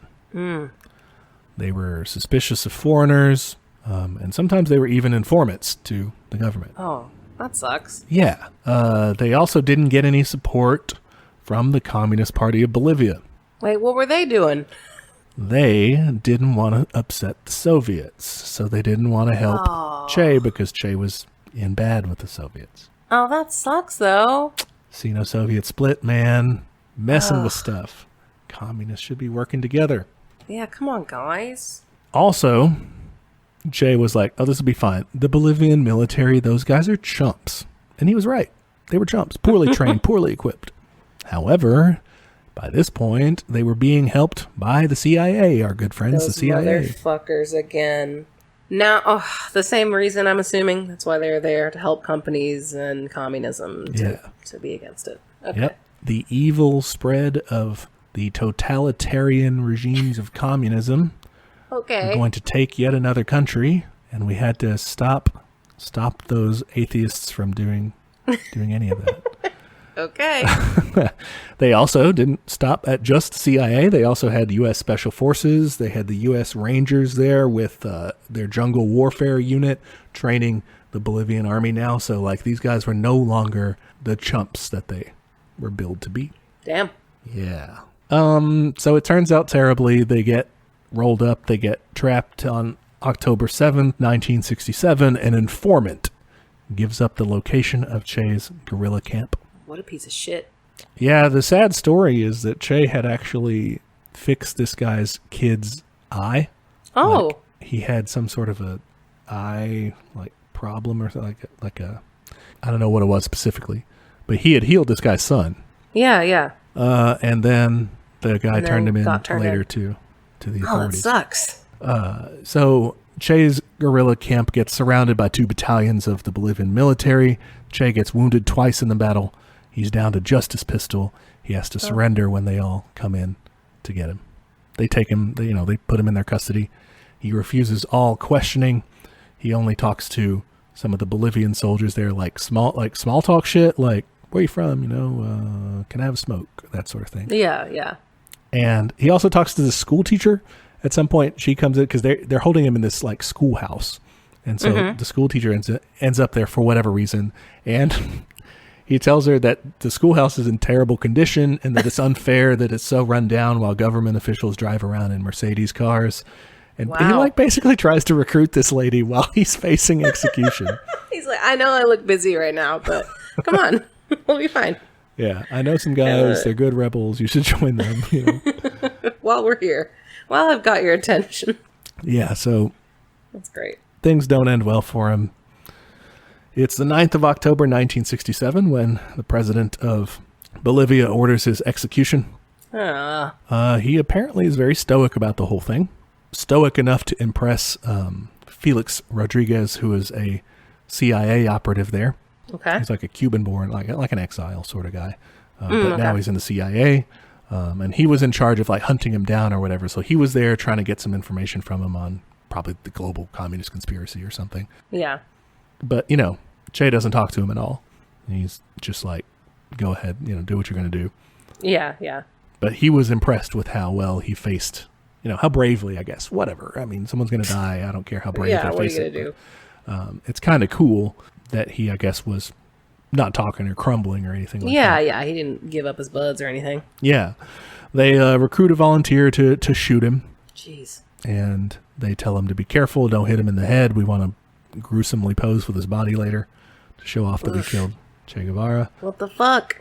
So the guy, he is apparently only doing it because, like, 3 of his friends had been killed in, the previous battle or whatever. So he was, like, avenging them. But he was, like, nervous as fuck. He was, like, drunk trying to do this because he was, like, not ready. I don't know. I guess it'd be hard to execute somebody. Yeah. Just don't. How about not? You could do that, but, you signed up for the army, I guess. Yeah. He reportedly, when he goes in to execute Che stands up and tells the guy, I know you've come to kill me. Shoot, coward. You are only going to kill a man. Damn, pretty good last words right there. Yeah, they were his last words. He's shot 9 times and died. Oof, God. And that's the end of his story. That the sucks. rest of the rebellion there fails, and he is no more. Damn. That's a bummer. Yeah. Okay. They pose with pictures, take pictures of him dead there. That's gross. Fly his body out. That's very gross. And they take him to an undisclosed location to be buried. Oh, God. And Cuba, of course, went into mourning. All right. So what do you think? Well, that part was sad. It was. Overall, I liked the cut of his jib for the most part. I liked some of his ideas. I really liked the literacy program. I really liked the, some of the land reform stuff. Like, I'm making a compliment sandwich here, I guess. Didn't so much like the executions and, like, the ruthlessness and, saying shit like, yeah, I'll start a nuclear war. Right. Even if you don't mean it, like, you can't just say that shit, obviously there's consequences. So I think that's what I struggle with Che Guevara is like, I like a lot of his ideas, but like, I'm unsure about some of the ways he went about doing things. Okay. But I'm also like, I don't know what the alternative is. So yeah, that makes sense. Obviously I'm on board with the positive sides of it. I think I would push back a little on the idea of with the executions or with the carrying on a violent guerrilla warfare campaign or, threatening nuclear annihilation or whatever. Nuclear annihilation, I think, is kind of a unique case and like, just don't do that because no one should ever use nuclear weapons. And it's interesting, actually. Che was opposed to the use of nuclear weapons from the United States. Didn't he visit Hiroshima and he was like, that was fucked up? Yeah, basically. Yeah. Mm-hmm. Yeah. So, I mean, I think that's one of the reasons why I think that he was not really going to support pressing the button, but I think that he would talk about it if he thought it was a good tactic. But he may have, and if he did, then I don't think that was a good position to have. As far as the armed rebellion and the executions therein, I take a more lenient stance on it. And this is, kind of cancelable because you really shouldn't promote armed, violence and stuff like that. All right, here you go. Everyone get ready to cancel. I would caveat this with saying that I don't support such a tactic in the United States because I don't think it would be effective. I don't think it would be a good way of doing things. I think that it would be crushed in 1 second. Yeah, we're fully capable of actually carrying on basically a reformist, a social democratic slow road if we wanted, if we can manage it. It's possible. Barring the heat death of the earth or whatever. Well, yeah, that's true. Or, attempting communes and stuff, or just waiting for the balkanization and the breaking apart of the United States or something. But like, there's different routes that we don't have to take. Mm-hmm. And this one is one of them. A guerrilla warfare tactic. I don't see a good route forward given the experience that Che had and to some extent that Fidel had in terms of their experience in Latin America. I mean, they only had a 25% hit rate. Yeah, I mean, and I think that he took some shots where he shouldn't have in terms of... Yeah. I mean, the Congo, it was almost done already, dude. Like, don't go there. Yeah, he was a little late. yeah, you should have been there before. It might have worked then, but... Yeah. Bolivia, also ill-advised. People that he kind of told about it, they were like, nah, dude, don't do that. This is not for you. But no, I think in the context of Latin America, when they had seen someone try to do it the right way and get, exiled, get overthrown and exiled. Yeah. That definitely weighs in your calculations. Like, why should I go slowly and get elected and just have people assassinate me?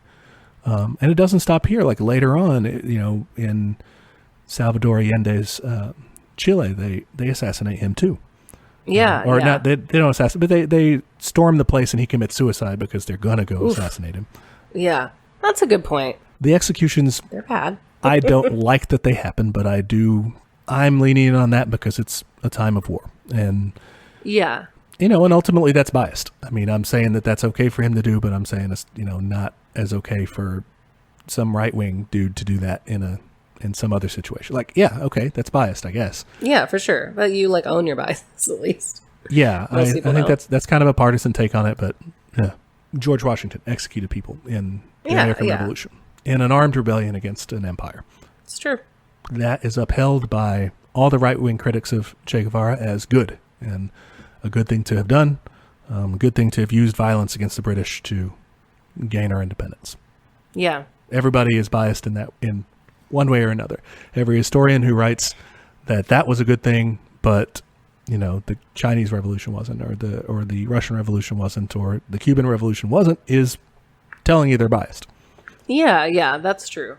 Okay, well, I think, I don't know, you're saying like this doesn't apply to the U.S. I don't think it necessarily does, but I am seeing some, not the same patterns, but similar patterns. No one's getting necessarily assassinated because of it, but we are getting shut down at like every fucking viable opportunity. I feel like Bernie Sanders was our compromise candidate. Yeah. And like that got shut the fuck down. That was like, yes, can we please nominate a literal senator, like one of 100 people that you let into your exclusive club? Can we nominate this guy? Yeah, like that was our, like, come on, we'll try to work with you here. And like they're not even willing to take that. They're probably not even going to take fucking Joe ass Biden. So like I feel a little stuck sometimes. I'm not saying I want to go start a fucking, armed uprising America. But what does your search history say? Exactly. Oh no, I'm scared of guns. Trust me. Yeah. But I don't know. I do feel worried about what seems to be our increasing lack of options. So there's that. I think a lot of people are at that place where they are worried about it too. Yeah. I don't think we're quite to that point yet. I think that we're definitely at a low point.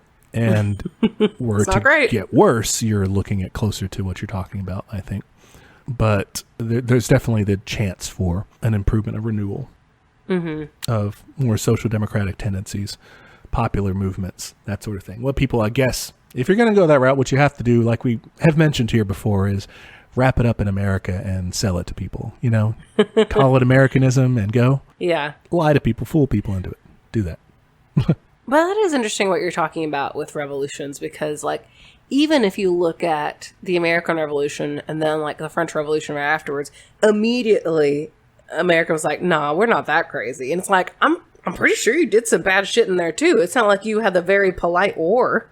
Oh yeah, I mean they terrorized loyalists. I mean people from America who were supporting the British. Tarred and feathered, right? That's why they ran to Canada. Yeah. Also, it wasn't unified. It wasn't that everybody was like, oh, fuck France. Like, there were people in the American government who were like, no, this is fine. They're chopping kings' heads off. We hate kings. It's fine. Exactly. So it's just interesting to me that, like, that, and then I think even when people talk about, like, the history of Latin America, and, they will definitely frame those revolutions as inherently more violent. And, like, my head's on a swivel. Like, is it because it's brown people doing it? I think there's a racial element to it. I think so, too.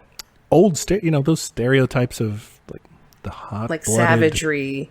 Yeah, like that sort of crazy stuff. Yeah, and like even like slave roles in Haiti kind of had that same stigma too. Like, I just think it's really interesting that only certain types of war are valorized and legitimized by the groupthink. Well, yeah, and by American interests, and meaning that the interests of the ruling elite, their class interests. They want to frame things as positive. That's, the American Revolution is framed as this great, advancement of the rights of man and everything. That's what it's focused on, not as much the kind of economic. Yeah, the taxes they didn't want to do. Stuff. Yeah.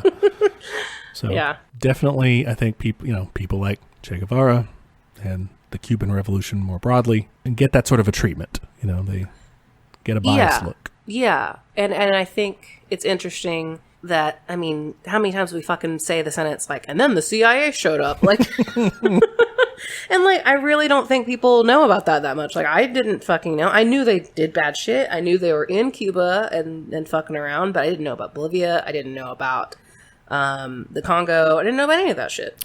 Yeah, this episode was half about Che, half about the CIA. They're a villain of history. Anybody who tries to get you to say, "Oh, you got to support the CIA," they're fighting for whatever. They're not. They're. It seems like they're just fighting for fucking American companies. Yeah, they were and they are.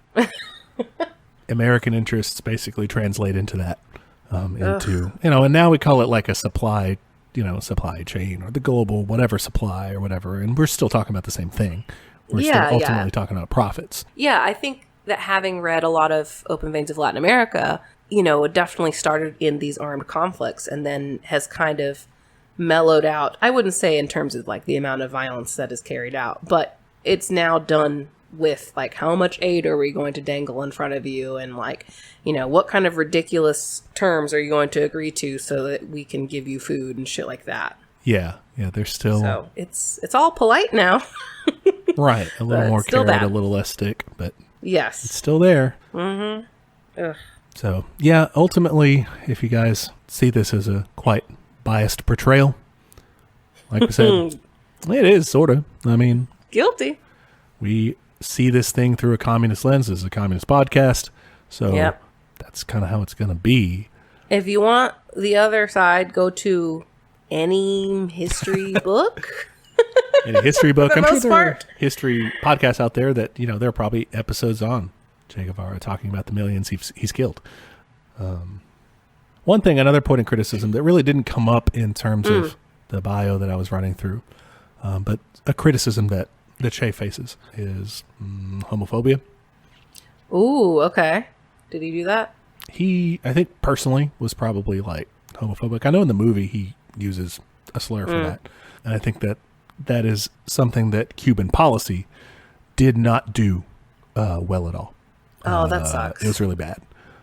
For a long point in its history, eventually it kind of opened up, and Fidel Castro did apologize. Basically, he said, okay, that was fucked up what we did. I'm responsible. I'm sorry. That was in 2010. Since 2019 or so, though, the Cuban government has been taking some steps to crack down on and start harassing LGBT activists. So definitely that's something that we oppose for sure. 100%. Yeah. So it seems as far as in Che Guevara's time, he wasn't necessarily proposing like discriminatory laws or anything or policies towards LGBT people, like officially in the government. But he was against it, I guess, or saw it as bad. That's a downside to him. That's weird. Yeah. Oh, that's weird. Because, I mean, some of his like, perfect man, well, I mean, very gendered language there, but he did say, like, gender blind, which to me implies, like, you can fuck whoever you want. Because, like, I don't know. I think breaking down gender barriers is a key to dismantling homophobia and transphobia. Yeah. So, and I guess it could have been an ideological thing of, like, actually he was in favor of it, but personally he was still kind of bigoted on it. Maybe, but I don't know. I didn't pour too much research into that because there just wasn't a ton there. Yeah. Okay. In the movie too, but that would be a downside that I would not defend. For sure. For sure. Yeah. Fuck that. The other part's pretty cool. Pretty cool guy. That's your review. Pretty good. Pretty good. 4 or 3.5 or 4 stars. 4 stars for style. Very stylish. Very hot. Very sassy. I love that note to Kennedy. That was good. That was a power move. I mean, I think Che would have said fuck the haters too, you know? Yeah. I think he did, definitely basically. Yeah. Okay. There's no segment because this was a long ep. So that's all you get. Take your knowledge and go home. It was more than enough, I'm sure. Yeah. But while you're at home, look us up on the internet. We are on Instagram at teachmecommunism. We are on Twitter at teachcommunism. You can write us an email, teachmecommunism@gmail.com. You can send us a question, a suggestion for a future episode. You can just give us compliments and say nice things. You can also say nice things on Apple Podcasts. You can leave us a review and rating. Please do that. It makes me so happy. Yeah. Yeah. What else to say about that? All right. Next time, I believe we're doing questions and answers. We are. So definitely send us in those questions. Email. You can also DM us if that's easier for you. If you hate email or something. But yeah, send us questions. And depending on how many we get, we might get to yours in a later batch because we do already have some stocked up. We do. We've been saving them. Yeah. Like precious gems. All okay. Right. Cool. I'm excited to do that. Those are always fun episodes. Okay. Well, thanks as always for being a great student, for doing your homework on the early life part. Thanks. That was a pretty easy part. Thanks for doing the rest of the work. Anytime. It was great. I was fully immersed in Che Guevara, in his life and times. So it was fun. It was good. Yeah. All right. Well, listeners, you guys can catch us next week on another episode of Teach Me Communism. where the class struggle is always in session. Bye, guys. Hasta la victoria siempre.